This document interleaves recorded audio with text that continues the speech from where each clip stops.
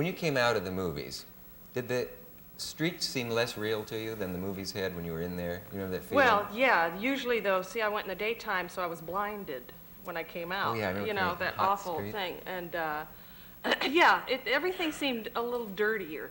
Because, well, I loved all the musicals and the MGM things and Gene Kelly singing in the rain and all that. And I wanted to go sing in the rain and jump in the puddles. And You just reminded me of something. I remember, what's the one where Donald O'Connor does that little run up the Singing in the proscenium rain. wall Singing and in back the down? rain. I learned to do that, and I used to do it at Can you school do on the that? playground. Yeah, I can run against a wall and go up All 2 the way up steps, and- turn around, take 1 step down, and come down.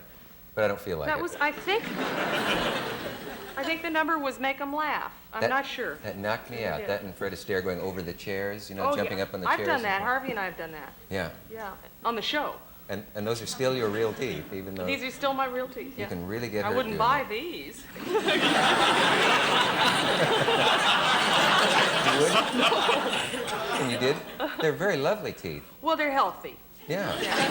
I brush them. I have a tooth fetish, toothbrush fetish, I guess. I don't know. Every time I go into the John or pass the sink or any the teeth, so I haven't had a cavity in about 12 years.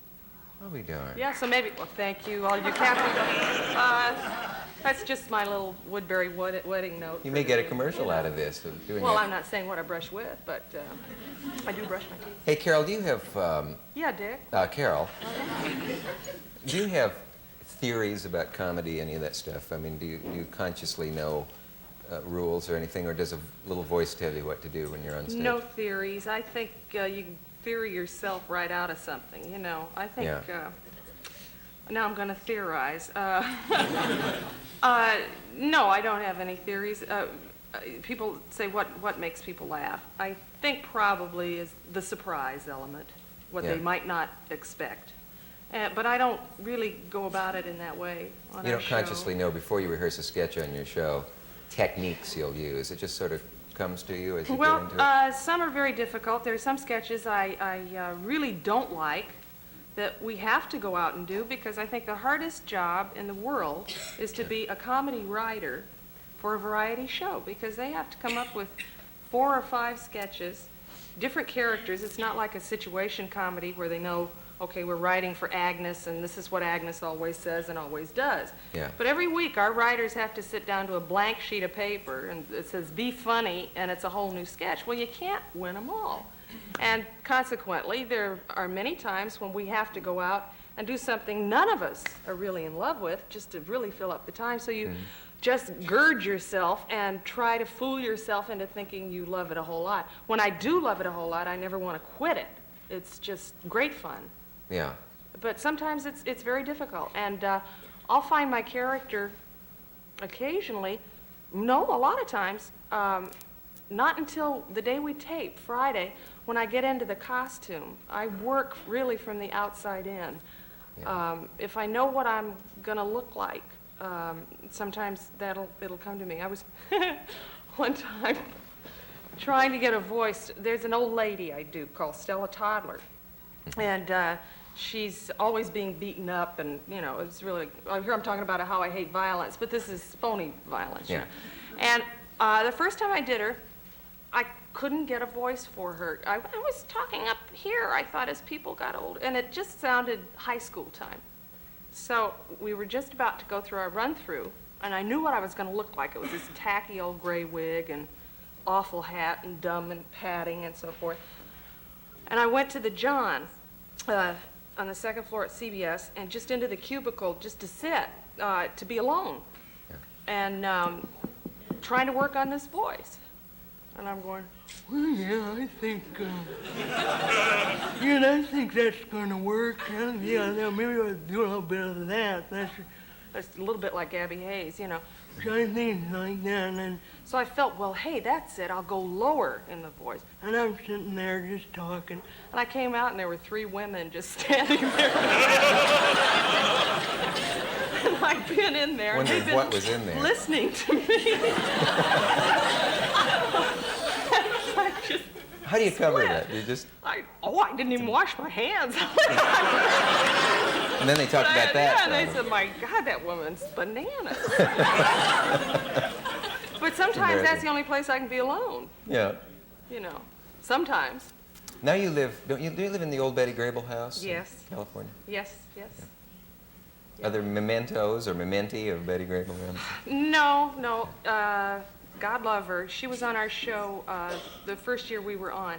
And she came to see our house and had a drink with us and walked through. And she got very teary-eyed. And it was just a thrill to see her in the house and that we lived there because she was one of my favorites and a wonderful woman. Was she? Oh, funny sense of humor, and she was never this movie star kind of a lady. She said, listen, I know what it's like and so forth, and she worked very hard and never took the stardom she had that seriously. I never met her, of course, but I certainly remember her well. Did Lovely she die of lady. lung cancer? Yes, And she was a heavy smoker? yes. I always feel we owe it to the cigarette companies to mention that Yes. for all the money they've spent over the years encouraging everybody in this country to smoke. How many fillings do you have? Fillings? I have quite a few because the first time I ever went to a dentist, I was about 10.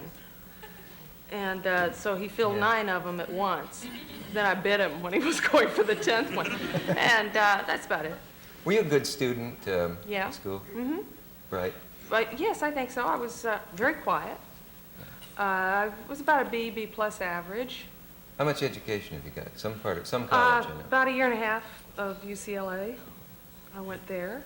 And Do you wish you had more in any sense? Do you ever wish you were oh, back? sure. No, I wouldn't go back to school. I'm having too much fun. And I think the big education for what I'm doing is I'm still learning, with what I do. But I learned a great deal at UCLA, majoring in theater arts. But everything I learned before that had nothing to do with theater sure comes in handy. And a lot of people, kids, ask me, well, should I finish school or should I go to college or, what, I want to be an actor. What does that mean? What do I have to know? But everything you know comes in handy. Can you remember moments back then when you first realized, hey, I know how to get a laugh in front of a crowd of people? I can remember very early experiences where I got a laugh and it felt professional in some way. It seemed to foreshadow something that was going to happen. I've forgotten now how to do it. But I used to. Do you remember? Did you have childhood experiences where you? Well, just when we would play the movies, but we all laughed at each other. But in school, I was very quiet, and I was interested in journalism. My mother wanted me to be a writer, and so I never really kidded around that much. A lot of the people I went to Hollywood High with were very shocked when, a few years later, they saw me on the Ed Sullivan Show. They said, that's not the Carol that I went to school, because you were serious? I wasn't crazy when I was in school. Did you always have dates? Was adolescence any painful for you? Yes. My me too. adolescence was very painful.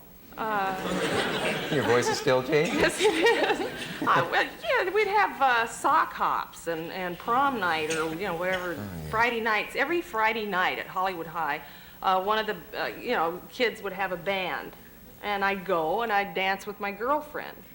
Oh. Or we'd play ping pong in the game room. That was it, really, mostly. And then the guys that did ask me to dance had pimples. They had bad breath, and they couldn't keep time, But at least you could dance with your girlfriend. I was similar to you, but two guys You dance couldn't at the... in those days in high school. I know you things could have today, changed now, but remember back then in the Victorian era when we were young? We're about the same age, aren't we? I think I'm a little older than you are. We'll drop that. We'll be right back after a message from our local station.